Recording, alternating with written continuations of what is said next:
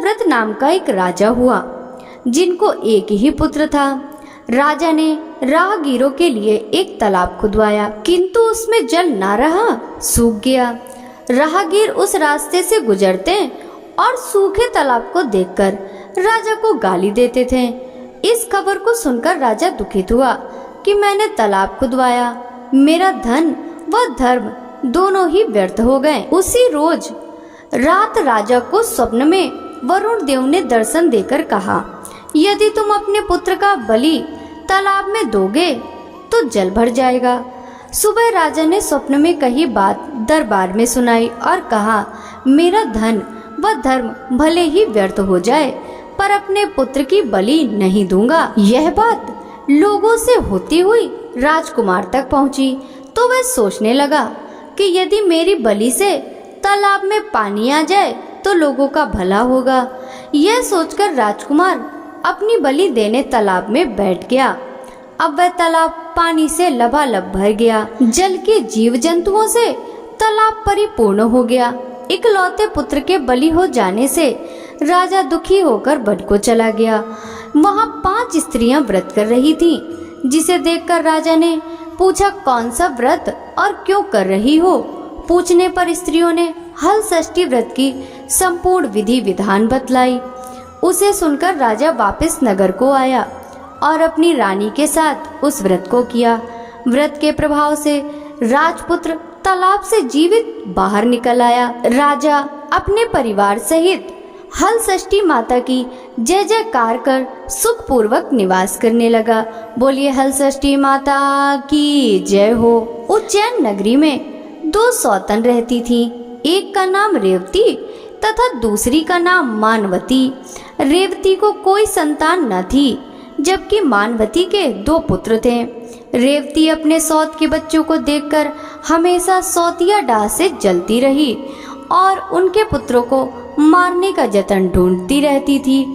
एक दिन उन्होंने मानवती को बुलाकर कहा कि बहन, आज तुम्हारे मायके में कुछ राहगीर मुझसे मिले थे। उन्होंने बताया कि तुम्हारे पिताजी बहुत बीमार हैं, वह तुम्हें देखना चाहते हैं। पिता की बीमारी को सुनकर मानवती दुखी हुई।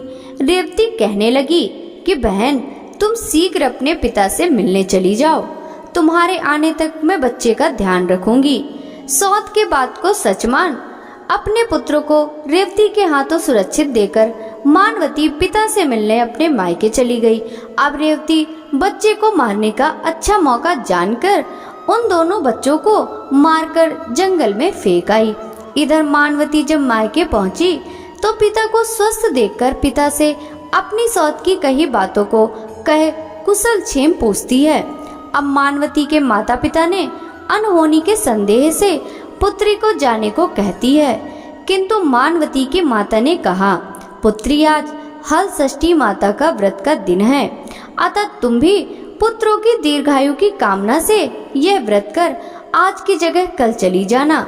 माता की सलाह मान मानवती पुत्रों की स्वस्थ कामना से हल षष्ठी माता का व्रत धारण कर दूसरे दिन अपने घर को जाने को निकली। रास्ते में वहीं जंगल पड़ा और वहां अपने बच्चे को खेलते देख उनसे पूछती है कि तुम लोग यहाँ कैसे पहुँचे? तब पुत्रों ने बताया कि आपके चले जाने पर हमारी दूसरी माता रेवती ने मारकर यहाँ फेंक दिया था, तभी एक दूसरी स्त्री ने हमें फिर से जिंदा कर दिया। अब मानवती को समझते देर न लगी कि यह सब माता हल षष्ठी की कृपा से संभव है, और माता की जय जयकार करती हुई घर को गई। नगर में मानवती के पुत्रों को पुनः जीवित देख और माता हल षष्ठी की महिमा जान सभी स्त्रियां हल षष्ठी व्रत करने लगी। बोलिए हल षष्ठी माता की जय हो। दक्षिण में एक सुंदर नगर है। वहाँ एक बनिया अपनी भार्या के साथ रहता था। दोनों पति पत्नी स्वभाव से बहुत अच्छे व संस्कारी थे। बनिया की पत्नी गर्भवती होती संतान को जन्म देती थी, किंतु भाग्यवश उनके संतान कुछ समय उपरांत मर जाते थे। इस प्रकार एक एक करके बनिया की पत्नी की 6 संतान मृत्यु को प्राप्त हो गई। इस कारण दोनों पति पत्नी बहुत दुखी होकर मरने का उद्देश्य लेकर घर से वन की ओर चले गए। वहां जंगल में एक साधु से उनकी भेंट हुई तो उन्होंने साधु से अपनी व्यथा कह सुनाई। साधु ने ध्यान लगाकर देखा कि बनिया के संतान कहाँ हैं। साधु ध्यान में यम, कुबेर, वरुण, इंद्रादि लोकों में ढूंढा, किंतु जब वहां बनिया के बच्चे नहीं दिखे तो साधु ब्रह्मलोक को गए। वहां साधु ने बनिया के सारे संतान को देखकर उन्हें अपने माता पिता के पास लौटने का आग्रह किया। बच्चों ने वापस लौटने से मना करते हुए कहा कि मुनिवर, इससे पूर्व हम कई बार जन्म ले चुके हैं। हम किस किस माता पिता को याद रख उनके पास जाएं। हम जन्म, मृत्यु और गर्भ के चक्कर से अब मुक्त हैं, अतः अब नहीं जाना चाहते। तब साधु ने बनिया को दीर्घजीवी संतान प्राप्ति का उनसे उपाय पूछा। उन आत्माओं ने कहा कि यदि बनिया और उनकी पत्नी माता हल षष्ठी का व्रत रख पूजन कथा श्रवण करें, अपने पुत्र को व्रत उपरांत जल से भींगा कपड़ा लगाएं, तो वह उनका बालक दीर्घजीवी होगा। उन आत्माओं से इस प्रकार सुन साधु ध्यान से वापस आकर बनिया से हल षष्ठी व्रत कथा नियम आदि को बताया। साधु से इस विधि विधान को सुन दोनों पति पत्नी घर को गए। समय उपरांत जब हल षष्ठी व्रत का दिन आया तो उन्होंने व्रत रखा व संतान प्राप्ति का वर मांगा। माता हल षष्ठी की कृपा से अब बनिया की पत्नी गर्भवती हुई और एक सुंदर संतान को जन्म देती है। अगले व्रत पर उन्होंने साधु के बताए अनुसार अपने पुत्र को पोता मारती है। माता की कृपा से अब उनके संतान दीर्घ आयु को प्राप्त हुई। बनिया का परिवार प्रसन्नता पूर्वक जीवन यापन करने लगा। जिस प्रकार हल षष्ठी माता ने बनिया को दीर्घायु की संतान प्रदान की, उसी प्रकार सबकी संतानों को दीर्घायु प्रदान करें। बोलिए हल षष्ठी माता की जय हो। एक बार काशीपुरी में देवरानी व जेठानी रहती थीं। देवरानी का नाम तारा व जेठानी का नाम विद्यावती था।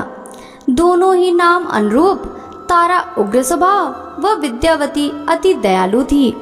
एक दिन दोनों ने ही खीर पका ठंडा करने के लिए खीर को आंगन में रख दिया और बातें करते अंदर बैठ गई। तभी तो कुत्ते खीर देख खाने लगे। अब आवाज सुन दोनों देवरानी जेठानी बाहर आई तो अपनी खीर को कुत्ते को खाते हुए देखा। विद्यावती अपनी खीर को जूठन जान बचा शेष कुत्ते के सामने पुनः डाल आई और तारा ने दूसरे कुत्ते को अपने कमरे में बंद कर खूब मारने लगी। जैसे तैसे वह कुत्ता अपनी जान बचाकर बाहर भागता है। दूसरे दिन दोनों कुत्ता एक जगह मिलते हैं और एक दूसरे का हाल पूछते हैं। इस पर विद्यावती के खीर खाने वाला कुत्ता कहता है कि वह स्त्री बहुत ही दयालु थी, उसने मुझे बाकी बचा खीर भी खाने को दे दी। ईश्वर करे जब मेरा दूसरा जन्म हो तो मैं उसी की संतान बनूं और उनकी खूब सेवा करूं। अब दूसरा कुत्ता कहता है कि मैं भी उसी औरत का संतान बनूं जिसने कि मैं उनसे बदला ले सकूं। उस दिन हल षष्ठी व्रत था। तारा की मार से बेदम वह कुत्ता मर गया। अगली हल षष्ठी व्रत के दिन तारा ने एक पुत्र को जन्म दिया। जन्म के बाद वह बालक अगली हल षष्ठी व्रत के दिन मर गया। इसी प्रकार तारा ने एक एक कर 5 पुत्रों को जन्म दिया। उनका पुत्र 1 साल बाद हल षष्ठी व्रत के दिन मर जाता था, जिससे दुखित हो तारा हल षष्ठी माता से प्रार्थना करने लगी। उसी रात सपने में तारा ने वही कुत्ता को देखा जो उसकी मार से मरा था। कुत्ता ने सपने में तारा से कहा, मैं तुमसे बदला लेने के उद्देश्य से तुम्हारा पुत्र बनकर आता हूँ और मरकर पुनः आता हूँ। जब तारा ने अपने अपराधों के लिए क्षमा मांगी तो उस कुत्ता ने कहा, तुम हल षष्ठी व्रत करो जिससे तुम्हें दीर्घजीवी पुत्र की प्राप्ति हो। सपने में कही विधि अनुसार तारा ने अगली बार हल षष्ठी व्रत को किया और माता से आशीर्वाद मांगा। हल षष्ठी माता की कृपा से तारा ने दीर्घजीवी संतान को जन्म दिया और प्रसन्न पूर्वक जीवन यापन करने लगी। इधर विद्यावती ने भी हल षष्ठी माता का व्रत कर माता की कृपा से एक सुंदर सुशील पुत्र को जन्म दिया और सुखपूर्वक निवास करने लगी। बोलिए हल षष्ठी माता की जय हो। प्राचीन काल में एक ग्वालिन थी। उसका प्रसव काल अत्यंत निकट था। एक ओर वह प्रसव से व्याकुल थी तो दूसरी ओर उसका मन दूध दही बेचने में लगा हुआ था। उसने सोचा कि यदि प्रसव हो गया तो गौरस यूं ही पड़ा रह जाएगा। यह सोचकर उसने दूध दही के घड़े सिर पर रखे और बेचने के लिए चल दी। किंतु कुछ दूर पहुंचने पर उसे असहनीय प्रसव पीड़ा हुई। वह एक झरबेरी की ओट में चली गई और वहां एक बच्चे को जन्म दिया। वह बच्चे को वहीं छोड़कर पास के गांव में दूध दही बेचने चली गई। संयोग से उस दिन हल षष्ठी थी। गाय भैंस के मिश्रित दूध को केवल भैंस का दूध बताकर उसने सीधे साधे गांव वालों में बेच दिया। उधर जिस झरबेरी के नीचे उसने बच्चे को छोड़ा था उसके समीप ही खेत में एक किसान हल जोत रहा था। अचानक उसके बैल भड़क उठे और हल का फल शरीर में घुसने से वह बालक मर गया। इस घटना से किसान बहुत दुखी हुआ। फिर भी उसने हिम्मत और धैर्य से काम लिया। उसने झरबेरी के कांटों से ही बच्चे के चिरे हुए पेट में टाके लगाए और उसे वहीं छोड़कर चला गया। कुछ देर बाद ग्वालिन दूध बेचकर वहां आ पहुंची।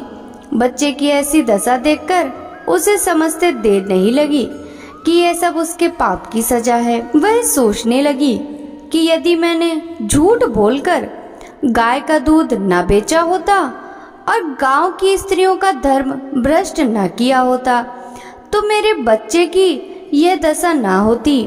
अतः मुझे लौटकर सब बातें गांव वालों को बताकर प्रायश्चित करना चाहिए। वह ऐसा निश्चय कर उस गांव में पहुंची जहां उसने दूध दही बेचा था। वह गली गली घूमकर अपनी करतूत और उसके फल स्वरूप मिले दंड का बखान करने लगी। तब स्त्रियों ने स्वधर्म रक्षार्थ और उस पर रहम खाकर उसे क्षमा कर दिया और आशीर्वाद दिया। बहुत सी स्त्रियों के द्वारा जब आशीर्वाद लेकर वह पुनः झरबीरे के नीचे पहुंची तो वह देखकर आश्चर्यचकित रह गई कि उसका पुत्र जीवित अवस्था में पड़ा है। तभी उसने स्वार्थ के लिए झूठ बोलने को ब्रह्म हत्या के समान समझा और कभी झूठ न बोलने का प्रण कर लिया। बोलिए हल षष्ठी माता की जय हो। जय हल षष्ठी माई, जय जय हल षष्ठी माई। हल षष्ठी पूजन व्रत करते, हलधर मूरत मन में बसते। जय हल षष्ठी माई, पूजन विधि सुन सभी कर लो, ताल बना कर पानी भर लो। जय हल षष्ठी माई, जय जय हल षष्ठी माई। फूल कमल का तैरा देते, गोबर लीप धरा कर लेते। जय षष्ठी माई, जय हल षष्ठी माई। चौक डाल कर कलश बिठाए, पीढ़ा देवी मूर्ति सजाए। जय हल षष्ठी माई, जय जय हल षष्ठी माई। पृथ्वी पूजन कुश जल से हो, गणेश पूजन सभी विधि तब हो। जय हल षष्ठी माई, जय जय हल षष्ठी माई। ध्यान मातु का प्रारंभ करे, आवाहन माता मंत्र करे। जय हल षष्ठी माई, जय जय हल षष्ठी माई। पूजन अर्चन हल षष्ठी माई, भादव षष्ठी माँ को भाई। जय हल षष्ठी माई, जय जय हल षष्ठी माई। पसहर चावल भोग लगाए, सात तरह जय भाजी लाए। जय हल षष्ठी माई, जय जय हल षष्ठी माई। दूध दही घी भैंस चढ़ाए, पाते ढाक के सदा लगाए। जय हल षष्ठी माई, जय जय हल षष्ठी माई। केवल छह ही सुने कहानी, माता की सब महिमा जानी। जय हल षष्ठी माई, जय जय हल षष्ठी माई। जोता बोया आज न खाती, मन चाहा वर सब ही पाती। जय हल षष्ठी माई, जय हल षष्ठी माई। क्षमा भूल अज्ञानी गाई, जय हल षष्ठी माई, जय जय हल षष्ठी माई।